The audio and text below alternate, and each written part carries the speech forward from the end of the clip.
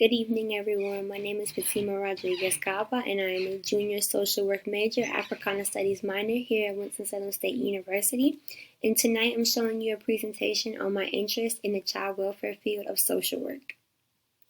Child welfare. According to the National Association of Social Workers, NASW, in fiscal year 2014, an estimated 702,000 children were found to have experienced maltreatment, with children under the age of 1 being the most likely to have been maltreated. Child welfare social workers focus on helping children and their families to stay together and solve the needs within the home. Child welfare social workers also intervene in cases of neglect or abuse. As a social worker, your main priority is to protect and advocate for your client, as well as educating the individuals around that client and strengthening relationships. So as a child welfare social worker, no matter what, you are here to advocate and stand up for your client.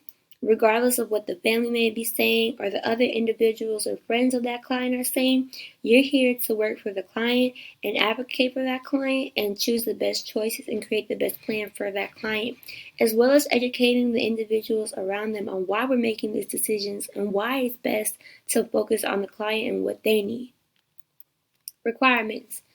To become a child welfare social worker, an individual must complete a bachelor's degree in social work from a CSWE accredited college or university, complete a master's degree in social work from a CSWE accredited college or university, have experience through a field internship or placement, pass the Association of Social Work Boards or ASWB exam, complete continuing education units to maintain licensure, and have a passion to want to help people.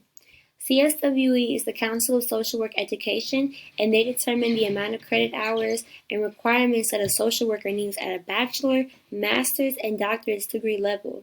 For myself, I want to continue on and attain my doctorate degree, so hopefully I'm able to do that. But some individuals obtain their bachelor's degree and go straight into DSS or their field of interest.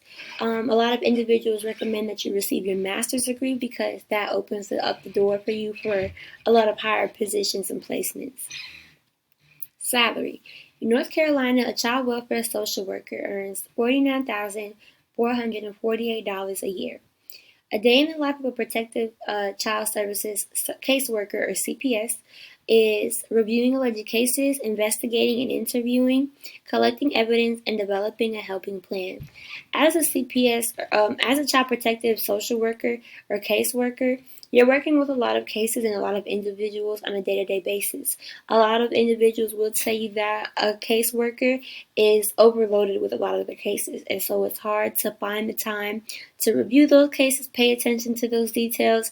So as a social worker, you want to have those good time management skills. You want to be able to review that kind of information, and you want to be able to be there to advocate for your clients, because if you're not doing this work, if you're not staying on top of yourself and the work that you're doing, you're not helping your clients at all, and you may be at risk for injuring them, harming them, and even harming yourself, and potentially losing your job. Why child welfare? I chose to become a child welfare social worker because I was a child who dealt with abuse and neglect growing up. My mother was an alcoholic and my father was emotionally abusive growing up. My siblings and I grew up having to learn to depend on ourselves and each other to survive. We knew the situation we were in was not ideal, and so we never ended up reporting it to child services out of fear that we would be separated. I want to be able to change that narrative regarding social workers and social services, as well as fixing these broken homes so children will never have to fear leaving. As I grew older, I realized social work was meant for me, so I could prevent these experiences from happening to someone else. Social work is something I've always been passionate about since middle school. Even since middle school, I had people telling me, you always help me out, you always give me great advice, oh, you should be a lawyer, you should be all these different things. And I didn't realize that what I wanted to do was social work until middle school. And I got that inspiration and that drive because of the experiences I was living in the household and the environment that I was exposed to. And so from then on, I made it my mission to help other people that are going through similar situations as myself and make sure that they don't ever have to go through that, prevent that from happening.